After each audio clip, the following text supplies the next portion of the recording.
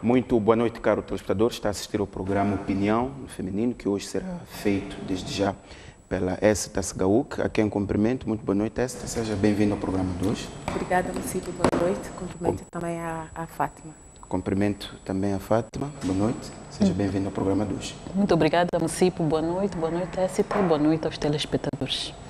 Muito bem, caro telespectador. Hoje vamos discutir o anúncio do Banco Central em relação ao desempenho da economia, mas também em relação às medidas que foram tomadas para tentar se controlar a taxa de câmbio e reduzir os juros do mercado. Vamos discutir o aumento do preço do transporte de passageiros em Maputo e a visita do presidente à Suíça. Fátima, começo por si. Vamos mesmo começar pelo anúncio do governador do Banco de Moçambique esta segunda-feira. O governador do banco, Rogério Zandamela, apresentou dados com forte impacto na nossa economia.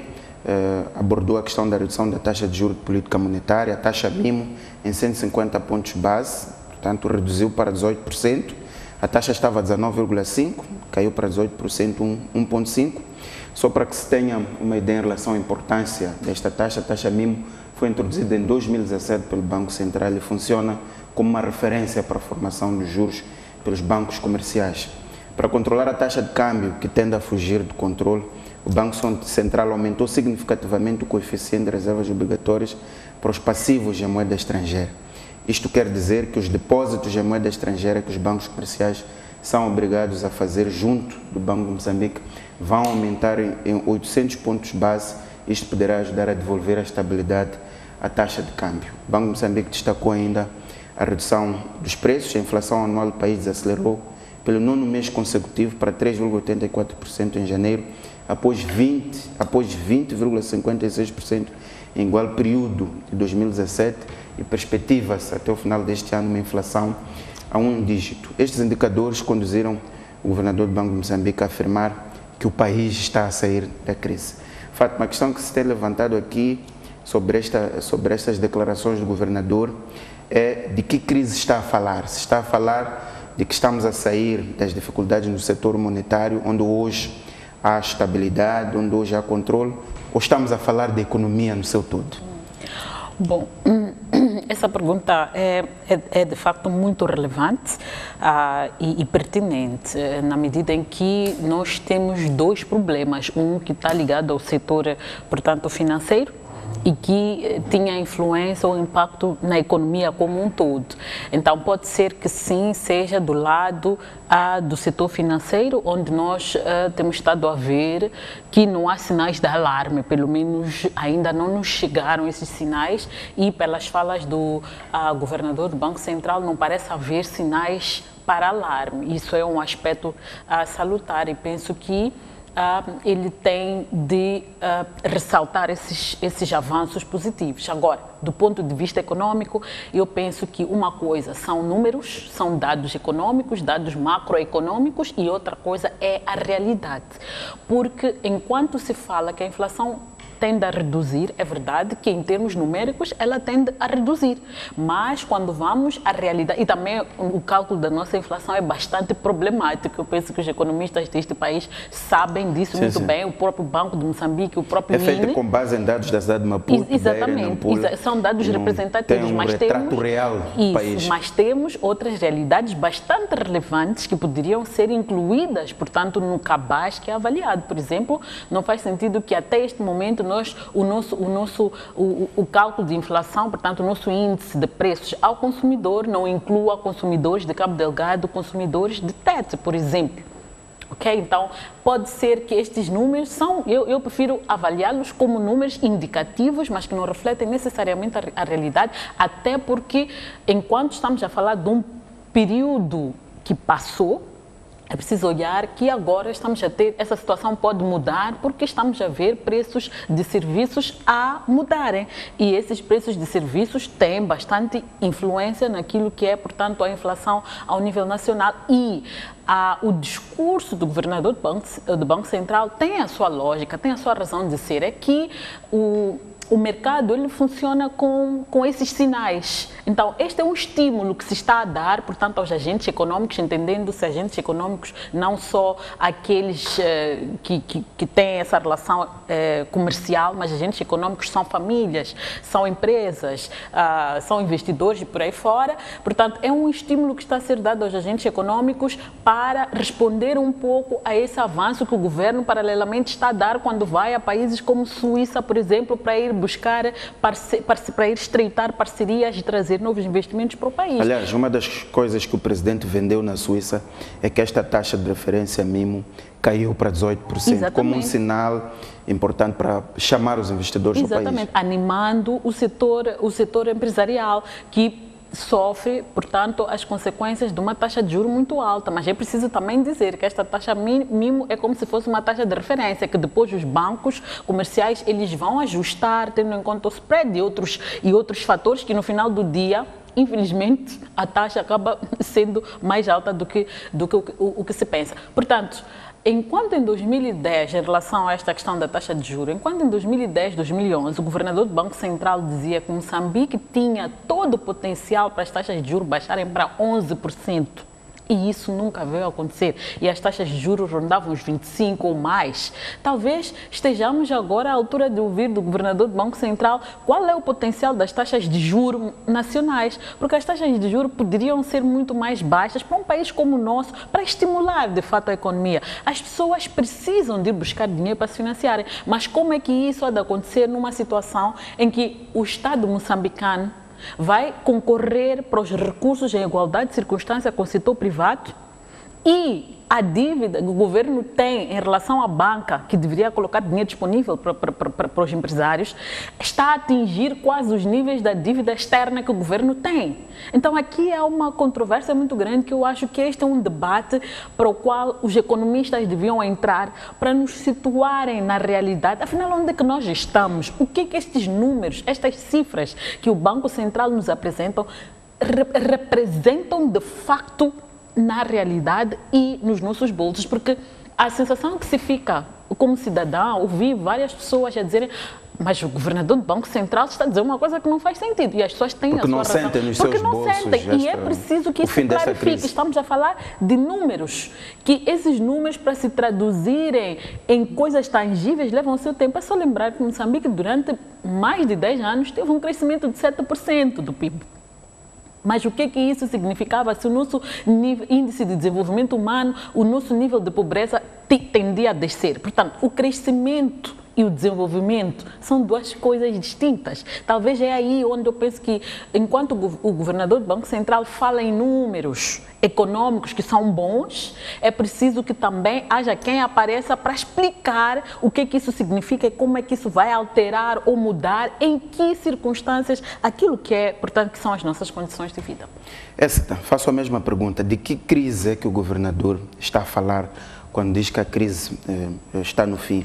Lembremos-nos na visita que o presidente fez à Suíça. O presidente da Suíça disse que discutiu-se a questão da dívida oculta e que as autoridades moçambicanas tentaram negociar a retoma do financiamento, mas a Suíça insistiu que até que o assunto das dívidas ocultas estejam esclarecidos, o financiamento vai ficar congelado. Isso quer dizer que do lado da política fiscal, do lado da política administrativa, ainda há desafios. Mas, no seu entender, de que crise é que o governador está a falar? Obrigada, Mucipo. Primeiro, permita-me, Mucipo, dizer que a crise tem vários indicadores, não é? Quando nós olhamos para um país e dizemos que este país está em crise, temos que olhar primeiro para indicadores macroeconômicos, que podem ser estes que foram trazidos pelo governador do Banco de Moçambique, que são basicamente monetários e cambiais. Mas tem outros indicadores, há muito mais. Por exemplo, posso dar exemplo de alguns indicadores. Inflação é um indicador, pode nos dizer se estamos ou não em crise. A disponibilidade de moeda vai nos dizer se estamos ou não em crise. A nossa capacidade como país de importar ou ter reservas internacionais líquidas, portanto a capacidade de importar por pelo menos 3 meses, vai nos dizer se estamos ou não em crise.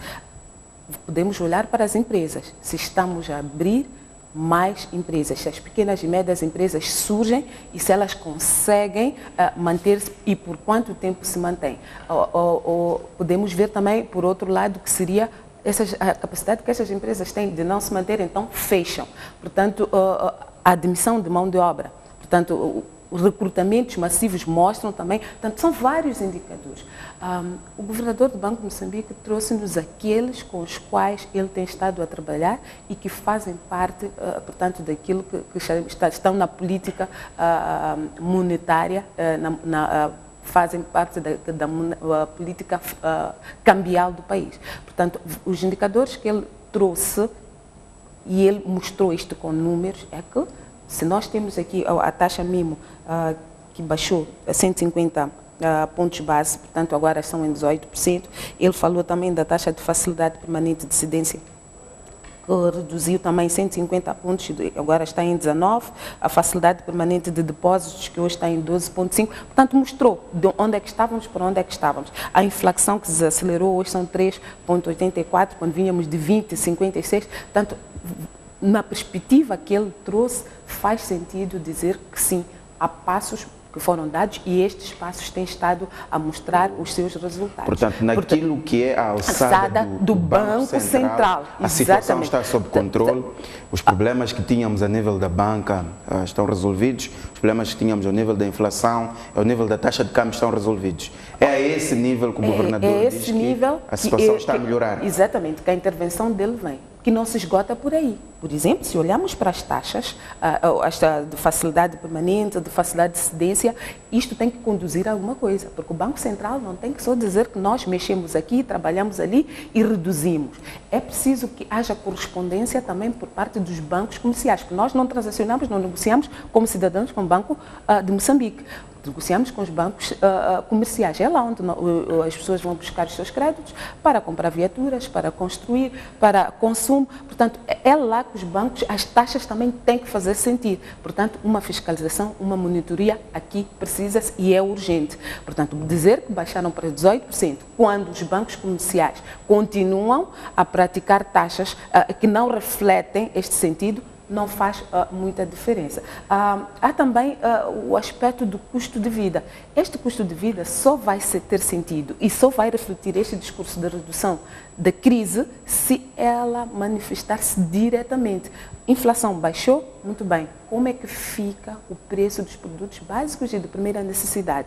A maneira como são calculados também não permitem, porque nós usamos as principais cidades. Hoje, as principais cidades que eram há 15, 20 anos, 42, hoje não são. Há outras que emergiram, há outros que são grandes agrupamentos populacionais e também tem por conta dos megaprojetos, essencialmente, há ali grandes transações que são feitas, há moeda que é injetada no mercado e precisa de ser também monitorada para aferir se efetivamente faz ou não diferença, se essa diferença é para baixo ou para cima. Portanto, há fatores que são para além da alçada dos indicadores que estão sob direção e controle do Banco Central. É preciso mexer também com a parte fiscal. Se calhar um pronunciamento deste faria muito sentido se ele fosse conjunto entre o Banco de Moçambique, por exemplo, e o Ministro da Economia e Finanças, onde ambas as partes trouxessem seus indicadores e fizéssemos aqui uma análise comparativa de onde é que estávamos em termos de indicadores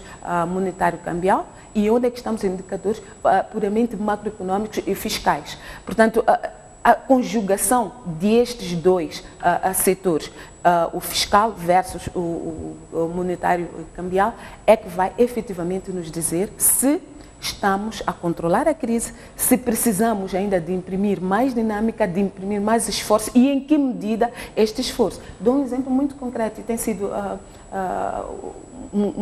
constante quando olhamos para o nosso empresariado nacional, que já é pequeno. Uma das coisas que eles fazem, reclamam, por exemplo, que o governo não está a pagar as faturas. Por que não está a pagar? Então, se o governo não paga faturas, nós dizemos que é o empresariado nacional, estamos a falar de pequenas e médias empresas, estamos a dizer que a capacidade delas se manter diminui. Então, consequentemente, estão empresas a fechar, há mais pessoas a irem para o desemprego, então a pressão social aumenta. Portanto, que crise seria esta controlada se, paradoxalmente, os empresários não conseguem fazer aquilo que é o seu desiderato, que é dar o seu contributo para que a economia flua e que reflita tanto no bolso ou nas contas no final do mês para o cidadão comum. Portanto, eu penso que é esta conjugação que deve ser feita para efetivamente aferirmos até que ponto podemos dizer que controlamos a crise ou que estamos a passos largos para controlar nesta e naquela dimensão. Fátima, eu quero ouvir o seu comentário. Os 2 pontos que a ESTA levanta, a ideia de que a política monetária tem que andar lado a lado com a política fiscal, até para se alcançarem os resultados em relação ao bem-estar, à estabilidade econômica de todos os setores. Uma das discussões também que é feita sempre com estas movimentações das taxas de referência é que os bancos comerciais, como dizia a ESTA, não acompanham o mesmo ritmo. E já houve várias discussões, lembro-me na altura quando o Ernesto Gover era governador, sobre esta questão. Qual é o problema? É um problema dos bancos ou há outros elementos em jogo? Os bancos, por exemplo, dizem que a taxa mínimo ou as taxas diretórias do Banco Central não são os únicos elementos para a formação das taxas de juros. Pois, esta é uma discussão que tem barba branca, que eu espero que o governador Zandamela segure com muita coragem e nos traga uma solução definitiva.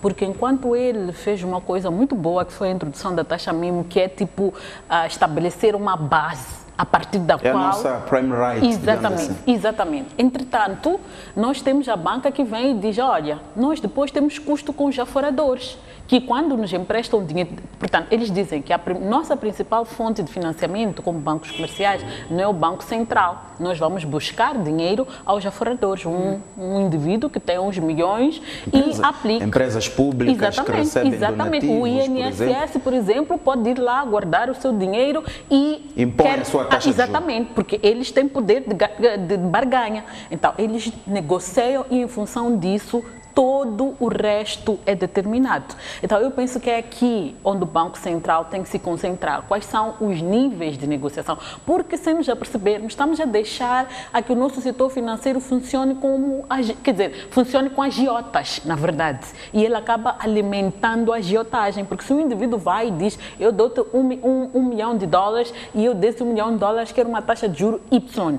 Significa que a partir daí, o dinheiro, esses $1 milhão, quando disponibilizados ao cidadão comum, aos empresários, etc., ele já tem que considerar o retorno daquela taxa de juros que tem que pagar, portanto, ao aforador e tem que permitir ao banco que ganhe algum, porque é assim que o banco funciona. Na verdade, quem fixa, segundo o raciocínio, quem fixa a taxa mínima, a taxa de referência, às vezes são os grandes depositantes. Exatamente, na lógica do argumento, portanto, do setor financeiro ou da Banca Nacional. Esse é que é o argumento. Se o argumento mudou, então eu penso que é o momento de virem a público nos explicarem como é que isso funciona. Então eu penso que é aqui, porque eles dizem que é preciso rentabilizar, essa coisa do spread, etc., são aspectos que eles consideram da rentabilidade, portanto, do empréstimo que eles dão, os custos que eles têm também dentro do próprio funcionamento, que precisam sustentar ali, está tudo lá. Então, é preciso com coragem lidar com isto, talvez regular um pouco a relação entre a banca comercial e, portanto, esses que emprestam, os tais aforadores, como dizem os próprios banqueiros. Portanto, é preciso que este assunto seja resolvido sob pena de todas as decisões do Banco Central na tentativa de garantir uma taxa de juros justa para o mercado, redunda em fracasso, como temos estado a ver, que há de haver reduções, mas essas reduções na prática só são reduções do ponto de vista do regulador, mas para aquele que tem que implementar a taxa, porque ele vai acrescentar ali uma série de fatores. No final do dia, continuamos na mesma, taxas de juros aos 27%, 30% e tornam a nossa economia bastante sustentável. Política monetária e política fiscal. É importante que elas andem alinhadas, porque nós não podemos ter, falamos aqui, por exemplo, enquanto o Banco Central está a criar todas as condições para que a economia funcione com normalidade. A economia funcionar com normalidade significa haver disponibilidade de recursos para se financiar a economia. Portanto, temos projetos, temos setor privado, quer dinheiro, esse dinheiro está disponível de forma acessível. Mas temos um governo despesista que não produz, que vai buscar esse dinheiro em detrimento, portanto, do setor privado. Então, aqui é importante que o governo tenha claro o que é o quê. tem que ter clara essas medidas de austeridade de que falamos, de que é preciso saber quais são as despesas de facto prioritárias para evitar que o Estado vá buscar dinheiro à banca, empatar um dinheiro que deveria estar na economia, para aplicar de facto naquilo que vai fazer a diferença na vida das pessoas. Não é ir buscar o dinheiro, os bilhões que deveriam estar disponíveis para o setor privado produzir e a preço baixo, portanto a um custo baixo, e comprar viaturas de luxo para deputados e outros detentores de cargos públicos. Não, é ir buscar para de facto colocar naquilo que faz sentido. Por exemplo, ir buscar dinheiro para meter na agricultura que você já sabe que vai ter retorno. Para ir buscar dinheiro, meter na pesca sabendo que já tem retorno, ir buscar dinheiro e colocar em outros setores que a gente sabe que vai ter retorno, vai ter um efeito multiplicador. Este é um aspecto. O outro aspecto também tem a ver com como é que o governo se organiza. Por exemplo, a Écita mencionou aqui que o governo não paga as suas faturas. Se o governo não paga as suas faturas, significa o quê? Que o setor privado tem que ter recursos para funcionar.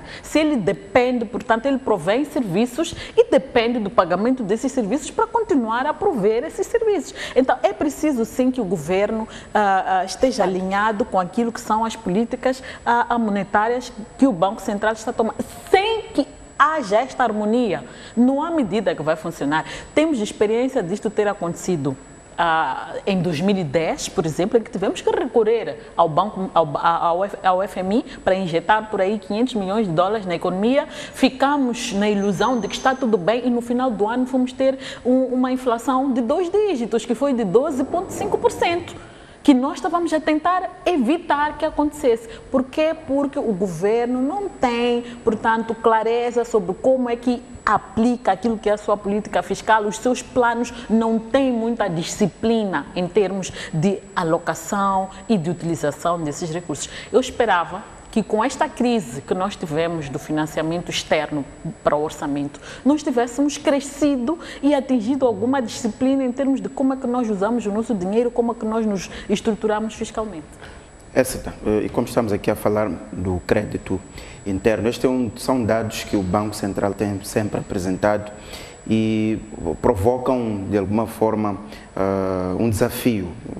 O Banco Central tem lançado alertas sobre isto. Se formos a notar, neste comunicado de segunda-feira, o banco anota que o endividamento público aumentou de dezembro a fevereiro, portanto, 3 meses, 6.200 milhões. Esta é uma trajetória que já se verifica há mais de um ano e que pode ter explicação nas dificuldades de financiamento externo que o país tem devido às dívidas ocultas que tiraram a credibilidade do país. A questão da dívida interna começa então, além dos problemas internos que se levantam por absorver recursos para o setor privado, mas a sua sustentabilidade também tem que ser uma nota preocupante. Sim, se calhar só um remarque aqui com a Fátima citou. Portanto, é o Estado que paga as faturas ao setor privado e o governo, esse sim, é que tem a obrigação de trabalhar em paralelo com o Banco Central no lado, portanto, fiscal. São entidades separadas aqui. Com relação ao endividamento interno, ok, se nós olharmos para um país na situação em que Moçambique se encontra, diria, bloqueado, portanto, sem apoio direto ao seu orçamento, em que alguns parceiros ainda mantêm relações para financiar setores muito diretos, programas muito específicos e que a grande globalidade continua lá, mas precisa de buscar outras fontes. A alternativa que se encontrou, até para não fechar, para que este país não parasse, é mesmo ir buscar financiamento interno. Bilhetes de tesouro foram uma das apostas e muitas outras. O que se passa é que, efetivamente, isto não é sustentável a longo prazo. É uma bola de neve que vai subindo. A saída seria, primeiro, fazer-se as reformas, que são uma das grandes exigências do FMI, e eu costumo dizer, aqui mesmo já disse, que se calhar nós não precisamos que venha o FMI chamar-nos a atenção para esta necessidade de reformas. Não era preciso chegar-se a esse ponto. e algumas já estão a acontecer.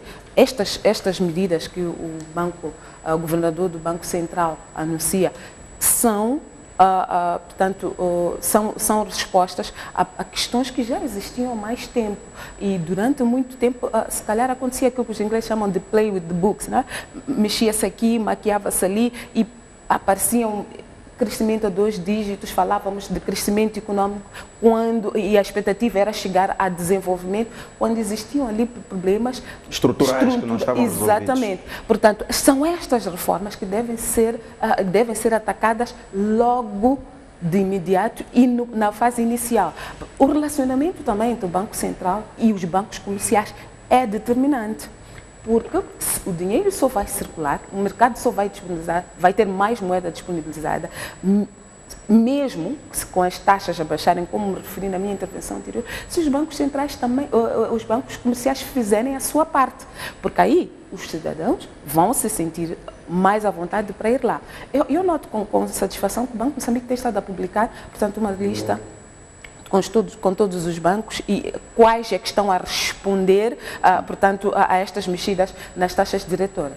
Mas noto também que é uma informação, é mesmo informação, é indicativo. Não tem lá mais dados sobre o que acontece, por exemplo, com os grandes bancos, porque sim, esta economia, temos aqui, podemos chamar dos Big Five, que é com estes que é difícil lidar, porque eles têm uma supremacia, têm uma hegemonia. Uma grande empresa com 30 milhões de meticais, por exemplo, vai negociar entre os 3, 4 bancos. Não vai sair dali por uma questão de estabilidade, de segurança, e os bancos pequenos, se repararmos nesta publicação também, os bancos, vamos chamar outros bancos, para não chamarmos de pequenos, os outros bancos têm estado a responder positivamente a estes apelos do Banco de Moçambique. Por quê? Primeiro, querem se afirmar, segundo eu, e segundo, querem ter maior credibilidade e chamar, não é, os afuradores, chamar grandes depositantes para eles que estão em conformidade, inclusive com aquilo que são, portanto, as instruções emanadas pelo Banco Central. E eu penso que aqui é preciso também ir um bocadinho mais. Informação, muito bem, porque nós, deste lado, vamos poder escolher qual é o banco que me dá melhores taxas. Muito bem. Mas há ali um segmento, nem que sejam as empresas públicas, que transaciona moeda e negocia diretamente com estes bancos. Portanto, se estes 3, 4, 5 continuarem a deter esta supremacia, até as casas-mãe fora vão continuar a interferir, como parece que muitas vezes acontece, porque não só a taxa mínima não é muitas vezes tida em consideração, como também os bancos, as casas-mãe, ainda continuam a ditar com relação àquilo que deve ser a política orientadora. E muitas das vezes não responde, portanto, a estas estruturações que estão a ser, vamos lá, emanadas para o mercado. Portanto, é preciso olhar para este setor também. Mas também olhando para a questão das dívidas. É verdade, este é um problema de relacionamento entre Moçambique e os seus parceiros. É um problema de relacionamento, estou a falar de forma bilateral, mas também é um problema de relacionamento de Moçambique com o FMI como um todo. Todos os parceiros que estão lá, não é? Porque estão obrigados àquilo que são os deveres, portanto, e obrigações. Suspenderam. Exatamente. Mas essa é agiram... Tal como o governador disse que estamos a sair da crise, é possível sair desta crise sem reatar o relacionamento com os parceiros de cooperação? É possível, sem termos o apoio dos parceiros de cooperação, orçamento do Estado? Eu acho muito difícil. Com muita honestidade, eu acho muito difícil. Moçambique ainda não tem estrutura para se autofinanciar. Olhando para aquilo que é Moçambique hoje, não há estrutura para se autofinanciar. Eu até acho que é preciso, com todos os problemas, com todos os defeitos que possamos encontrar, é preciso reconhecermos que há um trabalho aqui que foi feito, que se não é excelente, está muito próximo disso. Manter um país bloqueado e mesmo assim ir sobrevivendo, conseguir pagar salários, inclusive até fazer as reformas, porque sem grandes alaridos, é preciso dizer-se isso, sem grandes alaridos as reformas já começaram. Há empresas estatais que hoje já estão a fazer o seu processo de emagrecimento. E como repito, sem grandes barulhos, sem grandes alaridos, tem estado inclusive a dispensar pessoal, a fazer todas as estruturações que... Isto devia ser uma ação contínua, uma ação permanente e não em momentos de crise. Portanto, o apoio externo, o apoio programático ao orçamento do Estado é imprescindível, porque não temos formas e recursos para nos autofinanciar. E mais ainda, nesta crise espero que nós possamos descobrir outros setores. Um país que vive só de importação e exportação não se aguenta muito, porque ficamos dependentes também da flutuação da moeda. Não basta só Moçambique ou o Metical comportar-se bem, é preciso também que as outras moedas portem-se mal. Portanto, o governador do Banco de Moçambique anunciou aqui umas medidas no âmbito cambial que são muito boas, mas nós notamos que em relação ao rand subiu, o dólar continua alto, o euro subiu. Em relação ao rand, o desempenho que está a ter, portanto, os desenvolvimentos políticos na África do Sul têm estado a propiciar isso. Exato. Portanto, não basta que a moeda, como dizia, que o Metical comporte-se bem.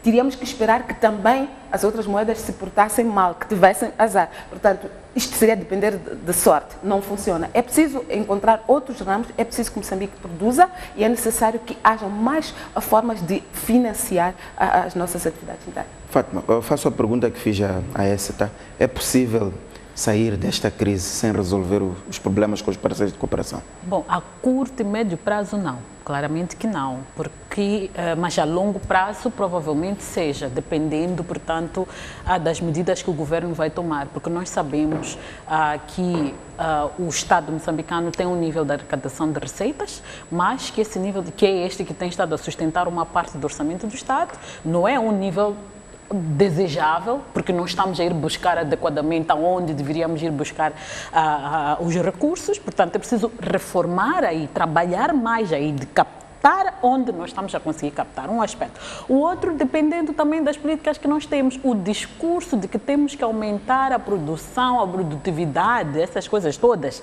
tem que sair da teoria para a prática.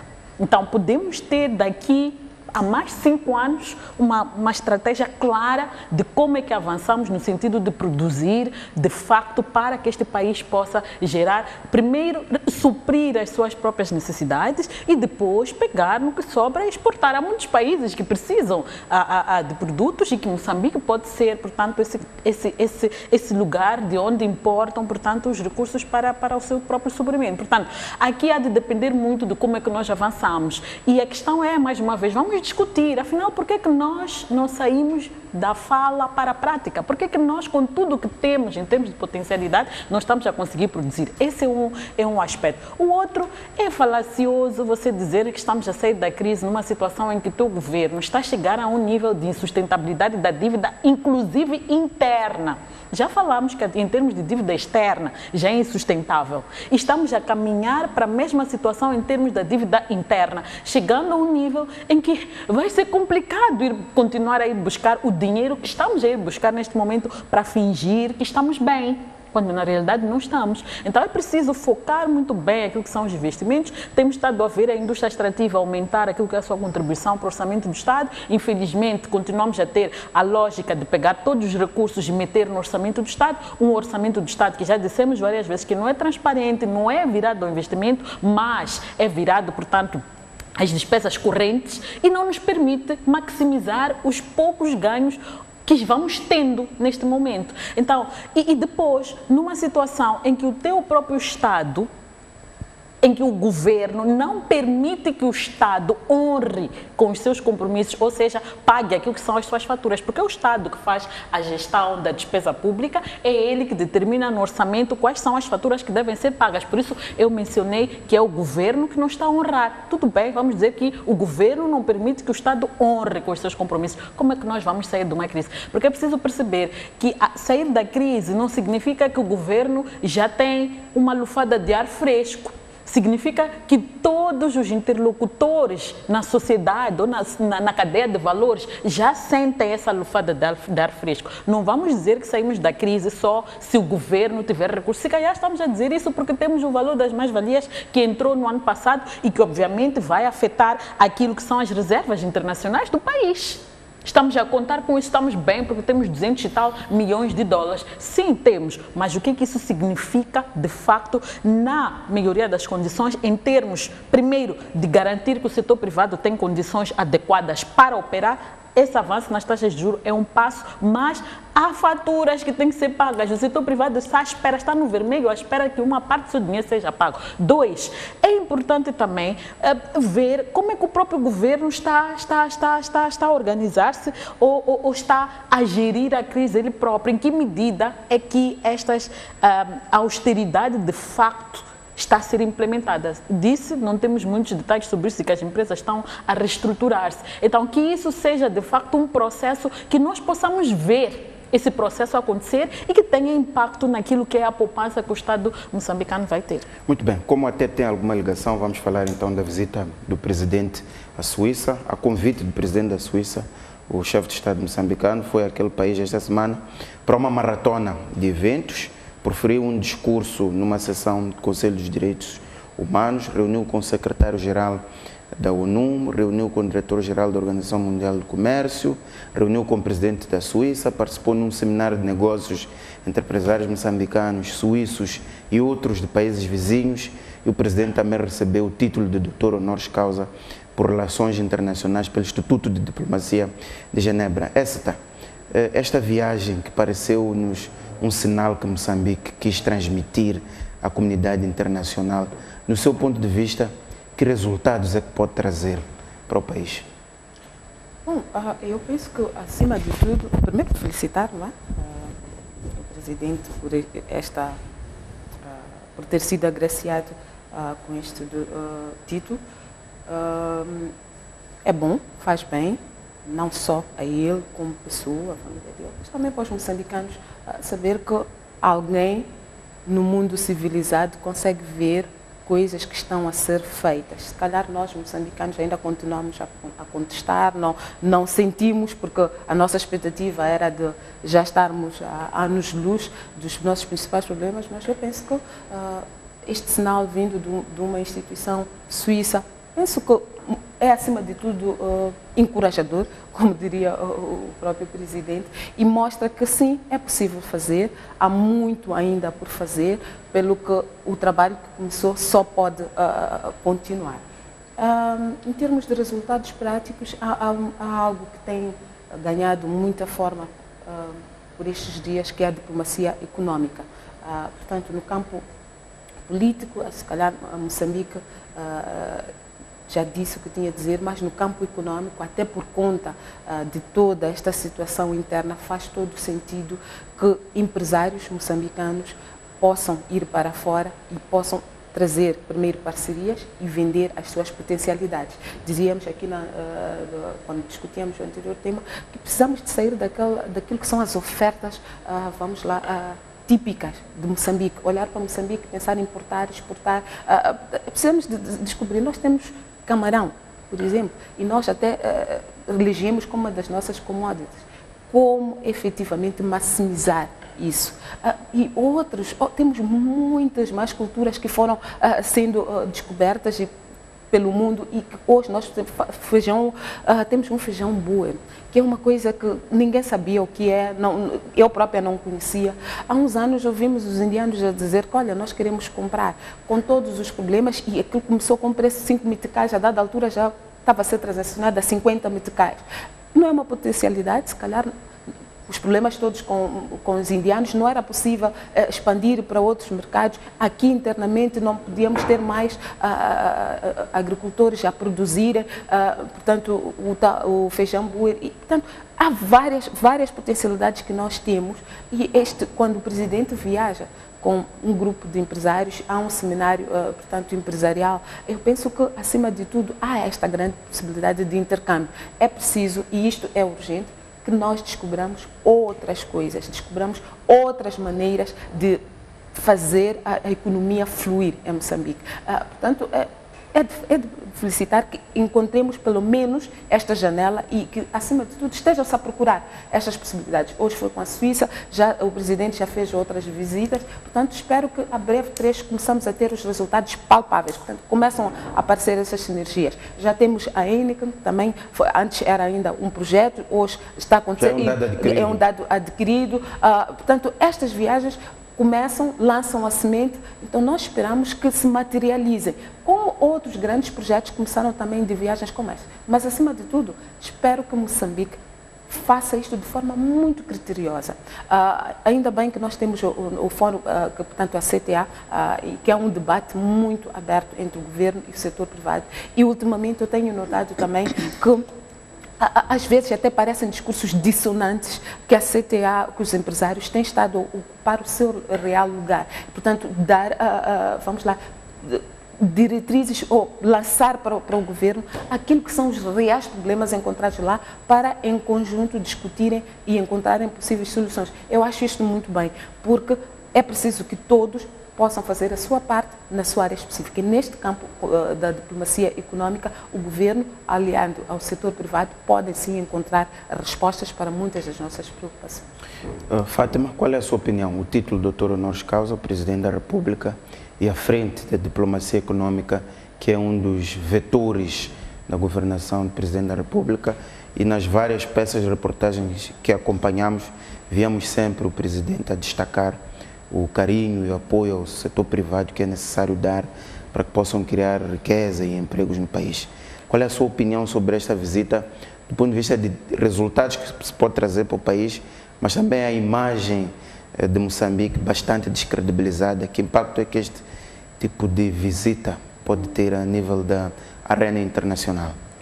Bom, em relação ao prémio, não tenho muito a dizer. Penso que a universidade que o condecorou tem os elementos suficientes para o considerar como tal.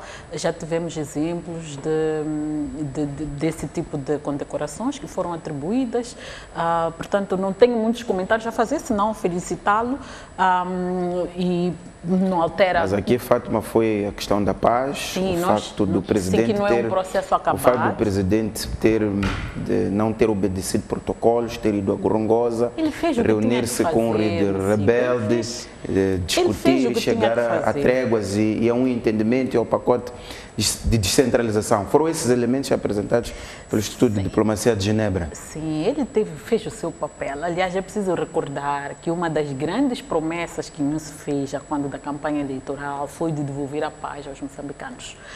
Quando da sua tomada de posse, no seu discurso inaugural, ele reiterou esse compromisso. Então, não estou a ver o presidente Inhosso a fazer mais do que a sua vontade, mais do que o que ele se comprometeu a fazer, até porque, muito provavelmente, ele há de ser o candidato da Frelimo para as próximas eleições gerais e ele precisa apresentar resultados. E um dos resultados tem que ser, pelo menos, uma coisa tangível, e uma das coisas tangíveis há de ter que ser a paz. E não é por acaso que se está a negociar uma paz nos termos em que se está a negociar.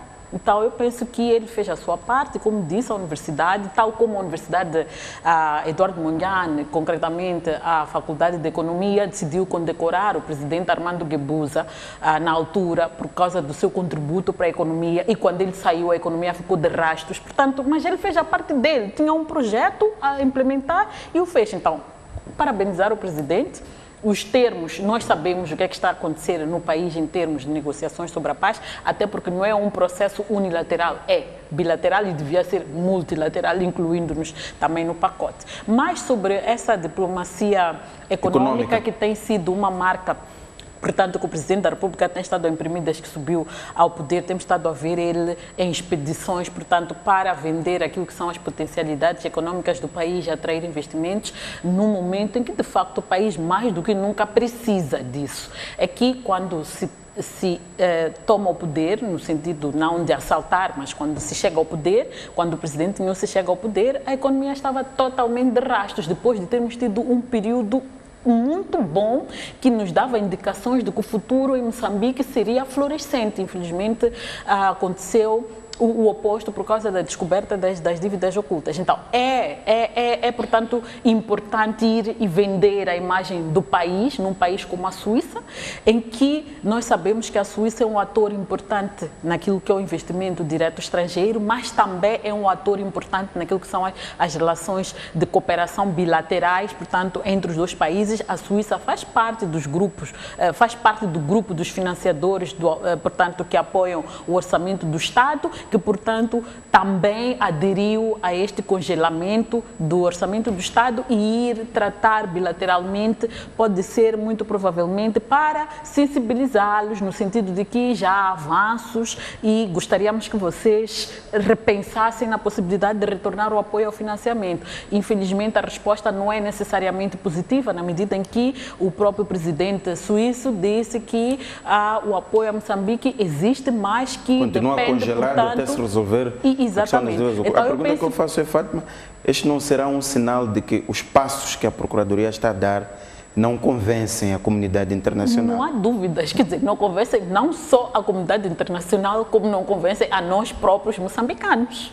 Ok? Não nos convencem. A começar pelo fato de que uma empresa de auditoria foi contratada pela Procuradoria-Geral da República, fez recomendações no sentido de que há informação em falta que pode permitir chegar à realidade dos fatos e a Procuradoria, e se trata isso como sendo o fato de uma empresa estrangeira estar aí buscar informação e essa Procuradoria não nos dizer o que está a fazer no sentido de ir buscar a informação remanescente para resolver o assunto. Portanto, não convence não só a comunidade internacional, que é uma parte interessada por causa das relações que tem com Moçambique, mas, sobretudo, não convence a nós como cidadãos moçambicanos que somos pessoas diretamente afetadas por este processo. Portanto, é de saudar esta iniciativa de ir à Suíça, até porque a Crédito Suíço, uma das entidades envolvidas, portanto, nesta negociata das dívidas, e que eu tenho certeza absoluta de que o governo suíço deve estar em demarches também, porque mancha a imagem do país, na medida em que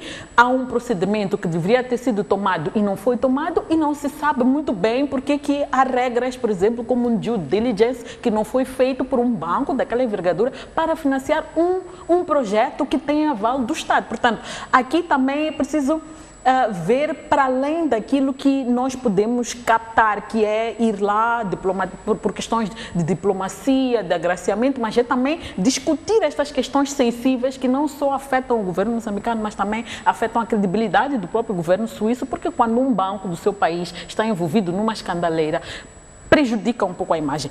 Em relação ao setor privado, penso que nós estamos a falar de um setor privado que tem iniciativas, mas que não tem suficiente capital para avançar. E, sobretudo, por causa de todas estas dificuldades que mencionamos. O acesso ao crédito é muito caro em Moçambique. Ir buscar parceiros que tenham interesse em diferentes áreas é um passo. E penso que o setor privado tem este papel também de contribuir para aquilo que são os progressos do país. Não esperar que seja apenas o governo a ir lá e atrair os investidores. O setor privado, com a experiência que tem, com todo o domínio que tem, o ponto é em que medida é que estas ações que o governo, que o presidente toma de ir lá apresentar, enamorar, digamos, os investidores, o setor privado ir lá gerar parcerias, depois se acasalam com aquilo que são as nossas dinâmicas aqui. Temos estado a ver que de ano a ano Moçambique tem estado a cair naquilo que é o índice de ambiente de negócios.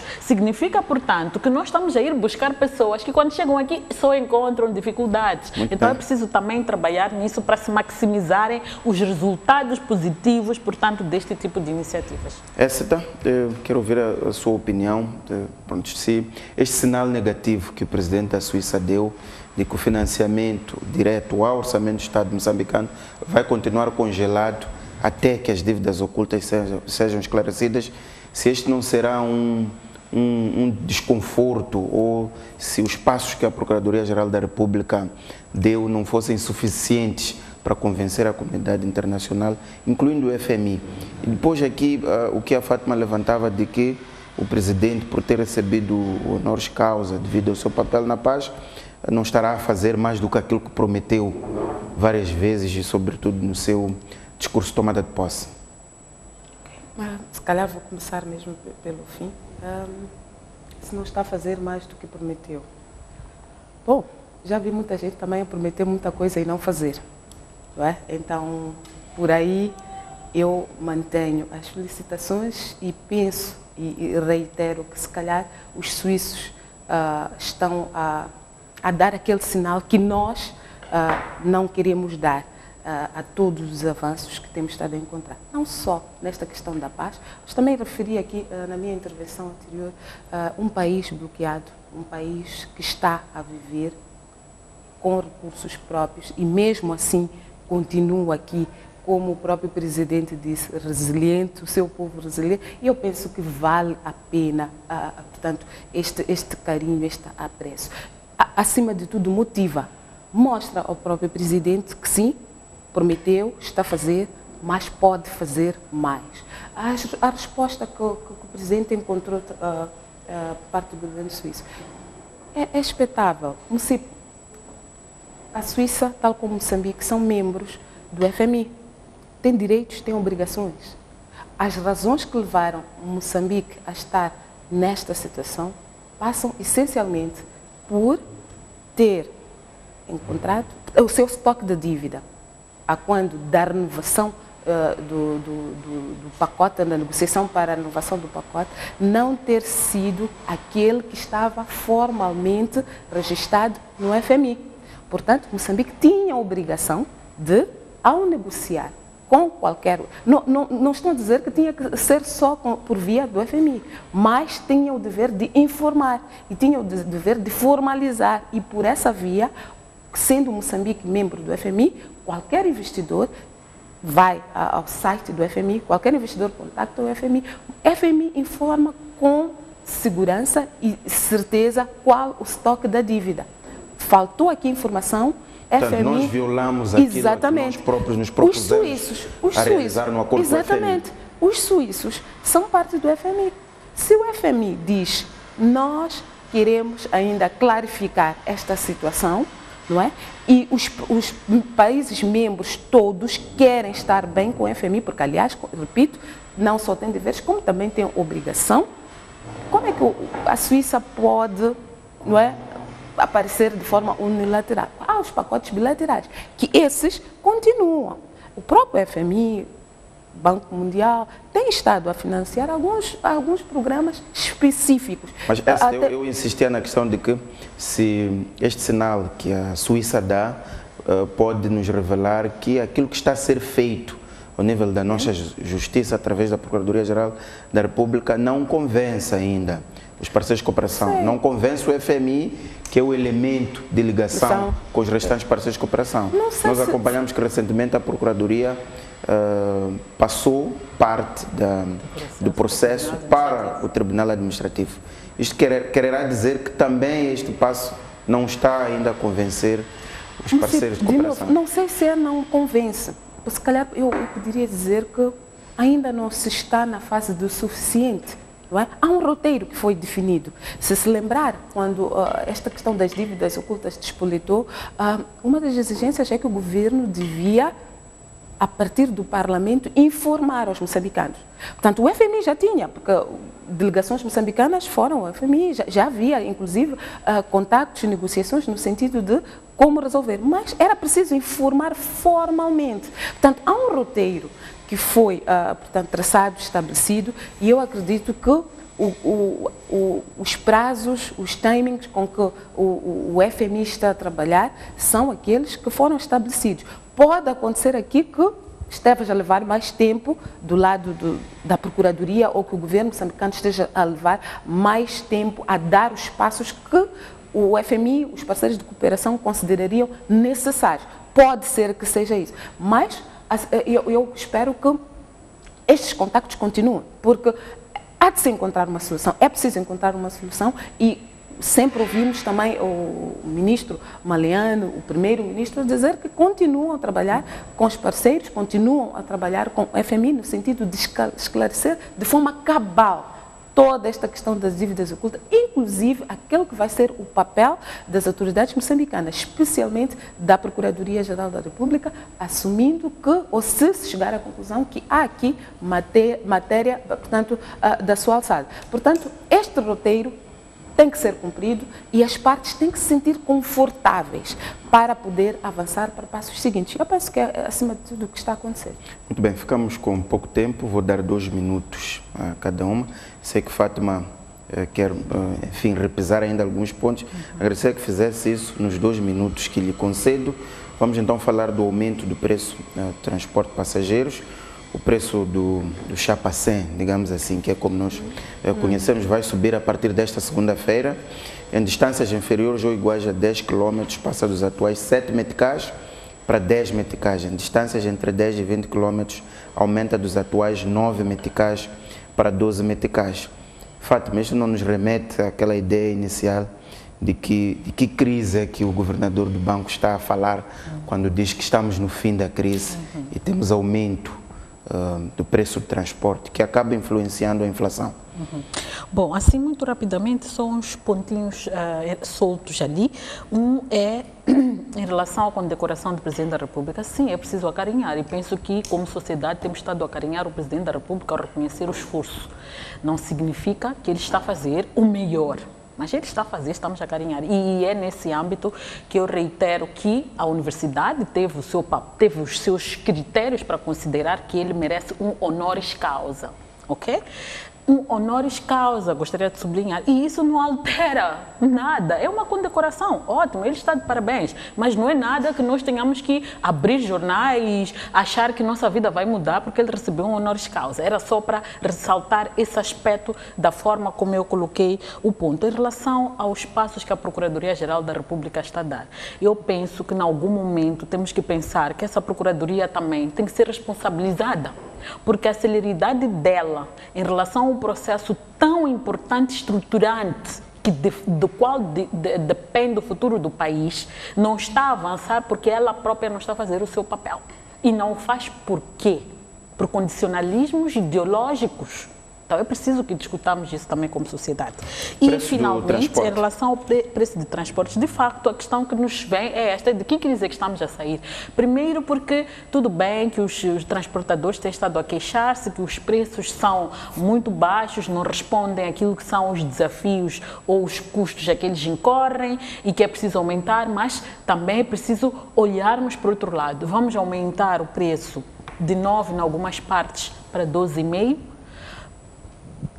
O que em concreto está a aumentar? As pessoas continuam a ser transportadas, é esse mesmo transporte dos my-loves, das pessoas que vai aumentar esse preço? É aquele transporte, aquele minibus que carrega as pessoas apertadas ali, que parecem sardinhas, etc, etc. Eu penso que, e as respostas do Estado para a crise do transporte têm estado a ser muito lentas. No ano passado o governo veio com uma informação que nos acalentava, ao dizer que iria importar nos próximos 18 meses 300 autocarros, dos quais aparentemente 50 já chegaram, mas as pessoas continuam ali na via pública, continuam a ter longa espera nos dias de chuva, continuam a ser transportadas pelos my-love. Então eu penso que aqui, enquanto compreendo a necessidade dos transportadores de responderem àquilo que são os seus custos em relação ao preço, também compreendo que é injusto que se aumente o preço nas circunstâncias em que as pessoas são transportadas. A questão aqui talvez é refletirmos sobre quais são os reais aspectos que encarecem aquilo que é o custo de transporte. A questão dos combustíveis, não há dúvidas, que é porque o combustível tem estado a ser atualizado numa base, digamos, de preço de mercado, não é? É um aspecto importante. Tem a questão da manutenção das viaturas, que é um custo, e o problema da manutenção das viaturas é resultante das degradadas vias de acesso que nós temos. Então, não temos como resolver uma parte significativa do problema, porque se formos a fundo, não é propriamente o combustível que é o problema, mas é a manutenção das viaturas, e grande parte dessa manutenção das viaturas é resultado das más condições das vias. Então, não é possível resolvermos o problema das vias para permitir que um custo seja reduzido e possamos garantir um preço justo ao cidadão. O que este preço vai significar? E um aspecto importante que eu queria chamar a atenção sobre a inflação, aqui só para fechar, é que o custo do transporte não está incluído no cabaz, portanto, por exemplo, de declaração para aumento do preço do salário dos cidadãos, e também naquilo que é o custo, portanto, do cabaz que compõe aquilo que é a inflação. Então, eu penso que aqui é preciso que o governo, de facto, esta questão dos transportes é uma questão crítica, porque a maior parte das pessoas vive longe da cidade e o Estado tem uma responsabilidade, o setor privado tem tem outra, mas o setor privado tem que trabalhar em condições sustentáveis e o Estado tem um papel importante aqui. As vias de acesso, por exemplo, os municípios, o governo deveriam trabalhar para resolver uma parte desse problema. Esta compreende a necessidade deste aumento? Acha que as colocações que as empresas de transporte fazem têm sentido? Mas queria também que associasse isto ao que a Fátima está a dizer, que ainda que haja este aumento, uma situação tão dramática de circulação das pessoas através dos transportes semicoletivos de passageiros, se faz sentido avançar para este aumento? Ok. Deixe-me pôr isto em duas variáveis, que para mim é como eu olho para esta questão dos transportes. A primeira é que nós dissemos que é responsabilidade, ou uma das tarefas, à luz do contrato social entre os cidadãos e o Estado, é providenciar, para além do direito à vida, é necessário também prover alguns serviços básicos, transporte incluso. Facto é que os transportes públicos, transportes municipais, mudam-se os nomes, não há resposta. A problemática do transporte urbano começou a encontrar resposta nos privados. Estes privados tiveram que investir. Alguns foram à banca, alguns venderam bens para comprar, na altura eram aqueles minibuses, porque encontraram ali uma possibilidade de negócio. E lembro-me que quando este advento de comprar estas carinhas, estes carros do Japão começou, o dólar estava cerca de 12 mil. Algumas empresas, alguns cidadãos negociaram com a banca custos por aí. A situação mudou drasticamente. Portanto, começou a ser incomportável continuar a pagar os créditos, por um lado. Por outro, a idade dos carros foi aumentando. Já não eram novas, algumas eram, 5, 6 anos, as necessidades de manutenção são avultadas. Tivemos também um outro fator que é o aumento cíclico do preço do combustível. Portanto, estes transportadores privados entraram numa situação em que tinham 3, 4 variáveis que não poderiam abrir mão para continuar a lidar com elas e manter o negócio sustentável. Vieram a público.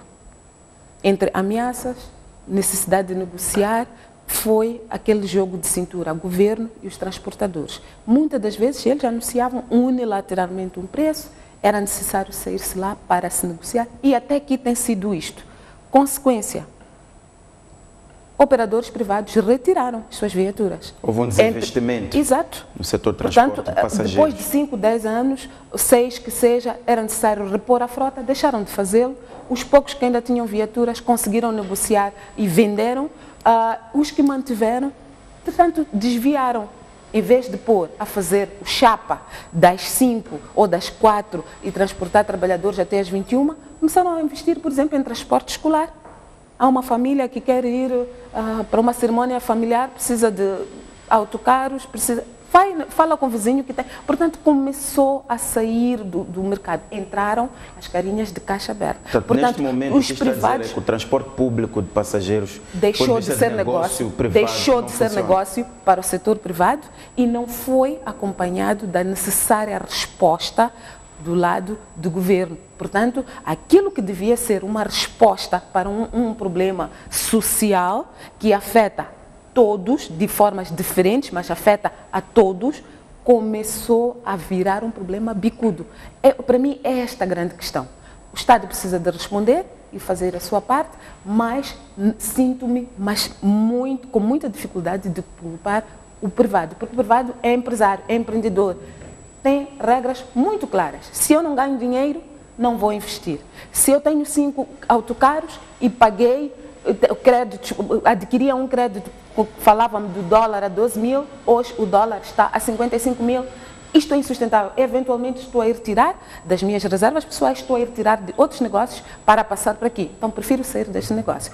É preciso que as respostas sejam ao âmbito do contrato social entre o Estado e os cidadãos.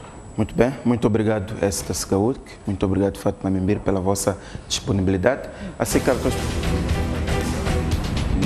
termina por aqui, com a promessa de voltarmos na próxima quinta-feira.